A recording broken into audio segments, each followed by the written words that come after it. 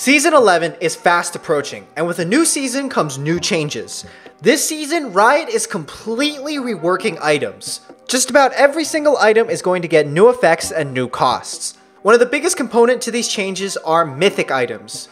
Mythic items are a tier of items that you can only purchase a single one of. Think of them as Ornn items, but on steroids. Each class of champion has received their own unique trio of Mythic items, and there is no shortage of broken effects. But since you can only purchase one Mythic item per game, you have to choose wisely as to which one is going to be the best for you. So here are my top 10 Mythic items for Season 11. Number 10, Duskblade of Draktharr. Although many people might disagree with me on this item, you might have seen some videos of people playing Duskblade on the PvE. And a lot of those videos look something like this. A champion that's extremely fed, killing everyone, and being impossible to hit because he has invisibility. New Duskblade has the same old passive of allowing you to deal extra damage on your first auto attack. It slows the enemy for 99% for about a quarter of a second, but now when you receive a kill reset, you go invisible for 1.5 seconds. Now, while this might sound broken, and trust me, it definitely is, it is not the most broken thing of Season 11. While Duskblade looks like something that is stupid to play against and stupidly frustrating to see in game, trust me when I say that Duskblade's effect is just the tip of the broken iceberg in Season 11. In terms of its raw stats, Duskblade doesn't actually provide as much as other items. So the idea behind Duskblade is very simple. If you're ahead, you get even further ahead because you have Duskblade. It's very unlikely that Duskblade will be the most optimal pick for every single AD assassin. The reason for that is because AD assassins just want to do one thing. They want to deal damage. They want to blow someone up. While the ability of being able to go invisible right after you get a kill, it might be a nice safety net for most AD assassins, but the fact is that most AD assassins don't really expect a safety net. If you're able to blow up the AD carry in a team fight, you've essentially done your job. So while Duskblade might allow you to do other things afterwards like escape, it doesn't necessarily guarantee that you'll do your best job of blowing someone up. There are of course some champions such as Kha'Zix who don't really care whether or not they get ahead through their items. If they find isolated targets, whether or not they have Duskblade or a different mythic item won't really matter, considering that their kits are going to be so strong that they still blow up the enemy champions anyway. In situations like that, you could still go Duskblade for the frustrating utility that it provides. So while Duskblade is extremely broken for Season 10, it is not by any means the most broken in Season 11. Number 9, Sunborn Aegis. Tank mythics are pretty underwhelming this season by far. In fact, 2 of them are pretty much straight ripoffs of older items. Riot basically took Iceborne Gauntlet and Righteous Glory, stuck Bammy Cinder onto them, and called them new mythic items. These 2 new items are extremely underwhelming to play with for 2 main reasons. One, they're basically items that you wouldn't buy as a tank until later on into the game. They are heavily utility focused and it doesn't allow you to really spike hard in lane. The other factor is that every single tank mythic gives both armor and magic resist. This is bad for tanks because they're not spending all of their gold as efficiently as possible. If you're against a full AD matchup and you're buying a null magic mantle, you're wasting 500 gold on something that you're not going to use in lane. The new Iceborne Gauntlet and the new Righteous Glory are extremely underwhelming as first items. If they are to be purchased, they likely won't be purchased until your 3rd or 4th item. Sunborn Aegis, on the other hand, is a different story. While it still has the weakness of being a dual resistance item in having both armor and magic resist, it provides something new to the tank class. It's essentially a super Sunfire cape. When you damage enemy champions or epic monsters, it gives you 1 stack. Stacks increase the damage of the burn, and once you max out at 6 stacks, your auto attacks proc your Immolate passive, meaning that your auto attacks create mini Sunfire explosions. Sunborn Aegis is my number 1 pick for tank items in Season 11, but the reason that this item is going to stay at number 9 is because tanks in general have gotten weaker as a whole. It's unlikely that you'll be able to just straight rush this item unless you're very ahead. There are better resistance items in the game now, such as Bramble's Vest, which is only down to 800 gold. While top lane will likely be taken over by bruisers and their insanely overpowered items, if tanks are able to stay relevant to the meta, Sunborn Aegis is going to be their mythic item of choice. Number 8, Goredrinker. One of the biggest changes in Season 11 items is the fact that Tiamat is no longer really Tiamat. Tiamat does still provide that all-important cleave passive, allowing melee champions who don't have wave clear to have wave clear, but it no longer has the active portion of its ability anymore. The Crescent active was a pretty big part of the item, and now the only way that you can get that effect is by an item called Iron Spike Whip,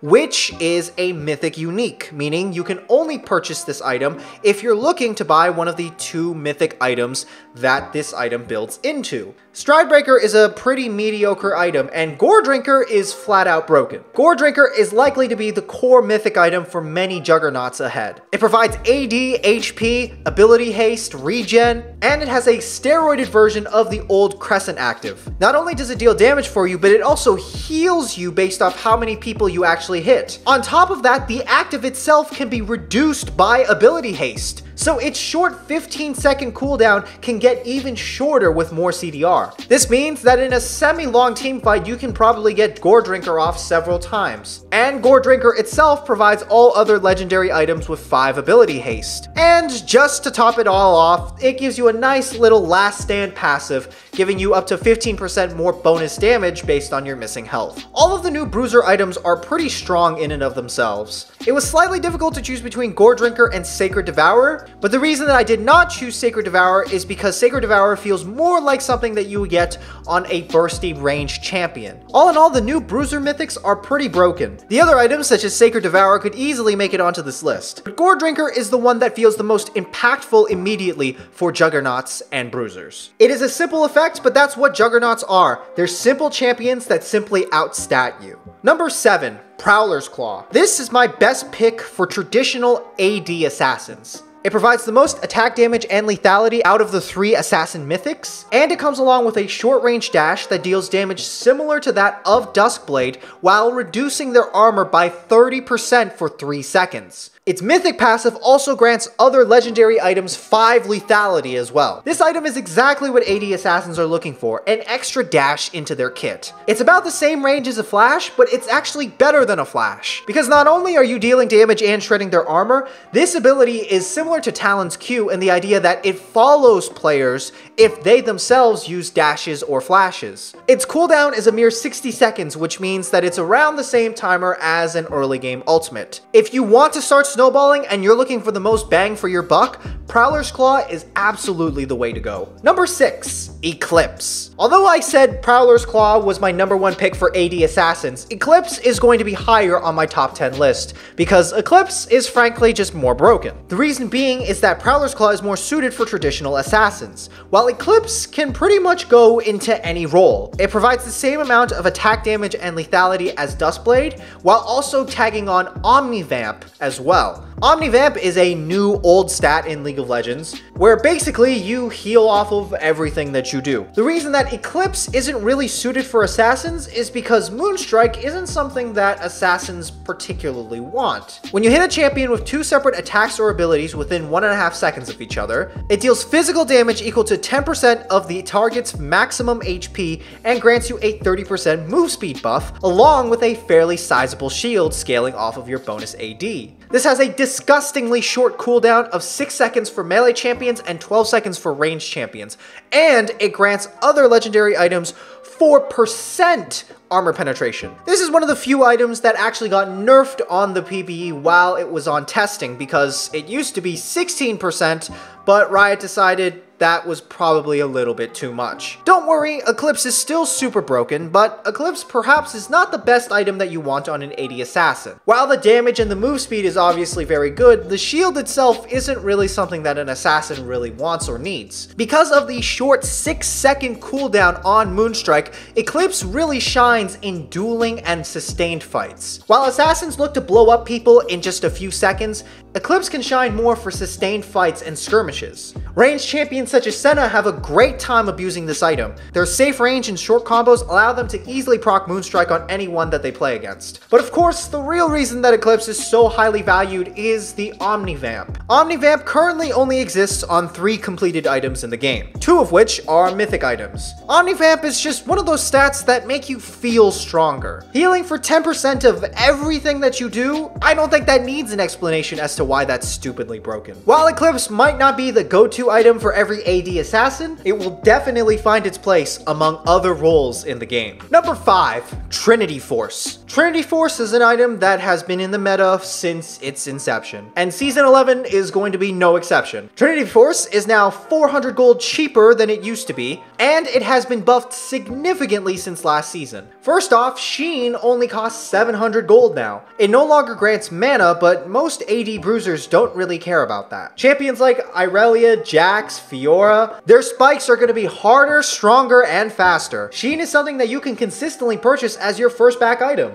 Phage, while still in the game, has been reworked into a bruiser item that grants regen now. But in its place, you have the Axe of Avarosa, which does just about the same thing that old Phage did. Along with a Kindle gem, this completes the new Triforce. Physical damage bruisers no longer need to worry about stats that might not fit their kit. Instead, they can use every single portion of Trinity Force to its full effect. It still has its old Spellblade passive, but it also has a new passive called Swift Strikes. Essentially, still gives you the same amount of movement speed, but the longer that you're in combat with an enemy champion, the more base AD that you'll be receiving. It stacks up to 5 times and caps out at 30% additional base AD. Oh, and Trinity Force also grants other legendary items 10 attack speed. This is just an upgraded version of Trinity Force in every single way. While the overall stats that it gives you might be lower than old Trinity Force, that is a small price to pay for these new effects. So long as bruisers have broken items like this, it's unlikely that tanks will ever be able to compete with them. Number 4, Luden's Tempest. Some of the new AP items have the same problems that the new tank mythic items have, which is that they're basically just rip-offs of the old items. Hextech Rocket Belt is basically an upgraded version of Hextech Proto Belt, and Everfrost is the upgraded version of Hextech GPL. Both kind of mediocre and kind of weak in comparison to some of these other items. Luden's Tempest is a roided up version of Luden's Echo, and while you might expect this item to not be that great, it is by far the most consistent mage item that you will find in the game. It essentially does the exact same thing that old Luden's did, except it has an additional 30% movement speed buff for 3 seconds. While that might not sound like a huge deal, it does make a significant difference when you're trying to kite back as a mage. Instead of having a units traveled cooldown or an ability cooldown, Luden's Tempest now has a flat 8-second cooldown. So you'll have Ludens available for every single rotation of your abilities as a mage. It grants all your other legendary items 5 magic penetration on top of that, and it's just the most consistent item that you can buy as an AP mage. There are of course other items such as Aximux Folly that are super broken for champions that don't use mana or ability power. If every AP champion worked like Katarina or Akali, Aximux Folly would probably be my number 1 pick. But the fact is that it misses one key component in its build, which is mana. Mages tend to use a lot of mana, so Luden's Tempest is really your only best option if you're playing a mana-based mage. Of course, other AP items like Liandry's Anguish, which is basically a roided up version of Liandry's Torment, are super good for dot-based champions like Teemo and Brand. It is not going to be a best item for mages overall. Luden's is just going to be the most consistent item built on just about every single mage. Number 3, Locket of the Iron Solari. This is one of the few new mythic items that actually makes me upset that it's in the game. Stats-wise, it's the only real tank item that a support can get, considering that it's the only one that provides armor and magic resist. It does the same thing as before, which is granting a team shield during a team fight, but it now has a new old passive called Iron Aura, which is grant nearby allies and champions 5 armor and 5 magic resist. For every other completed item that you have, this passive goes up by 2 armor and 2 more magic resist. The last time an effect like this was in League of Legends was on an item called Aegis of the Legion. Aegis used to do something different. It didn't just used to grant you armor and magic resist, it also used to do the same thing that new Locket does now. When this item existed in League of Legends, it was purchased in every single professional game out there. Locket is probably going to be the least flashiest of the new mythic items, but make no mistake, it is going to be one of the most broken because every support is going to be purchasing it. The other support items are all pretty decent as a general rule of thumb. Imperial Mandate is fairly strong for AP based poke champions, And Moonstone Renewer is extremely good for champions like Soraka and Sona. But when you don't have that extra 5 to 15 extra armor and magic resist for the entire team, you're going to be finding yourself on the end of a losing team fight more often than not. That Locket isn't going to be the kind of item that makes highlight reels like Duskblade will, but make no mistake, it will be one of the most purchased as a support item throughout the entire game. Number 2, Kraken Slayer. If I was going to make a list of items that I found the most frustrating in Season 11, Kraken Slayer would probably be number 1. Designed as an 80 carry item, Kraken Slayer gives the most flat damage out of any of the 3 80 carry mythics. But it also provides you with something more, Bring It Down. Every third attack deals an additional 85 to 130 plus 30% bonus AD as true damage. So champions like Master Yi get to come online as early as their first item. Comboing this item with Guinsoo's Rageblade, which doubles on-hit effects twice, just makes this item even more stupid than it already is. Even though Kraken Slayer is designed as an 80 carry item, it is unlikely that 80 carries are going to be the only one purchasing such a broken item. It is unclear as to how many champions are going to be properly abusing Kraken Slayer in their builds, but you can probably bet that whichever ones do get to use Kraken Slayer, they're probably going to be the ones that come out on Season 11's meta. And for number 1, Immortal Shieldbow. With all the talk of assassins and whatnot, I expected to put an assassin item as number 1 on my tier list. But if you're looking for something stupid, broken, and consistent, look no further than Immortal Shieldbow. It grants slightly less stats than Kraken Slayer, but tags on a nice 12% lifesteal, and it has a slightly stronger shield than Phantom Dancer. However, when this shield is procced, you also gain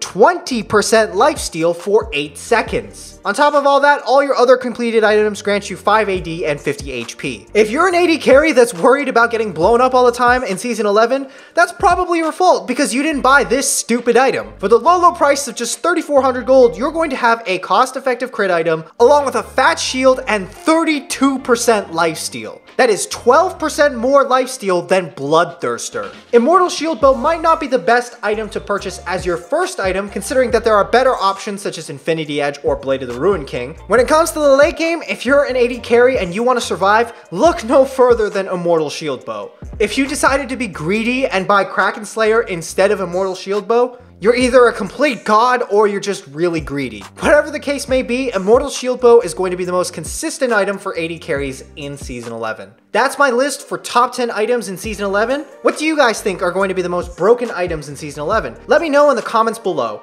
Like, share, subscribe, follow me on Discord and Twitter for more updates, and thanks for watching. Bye!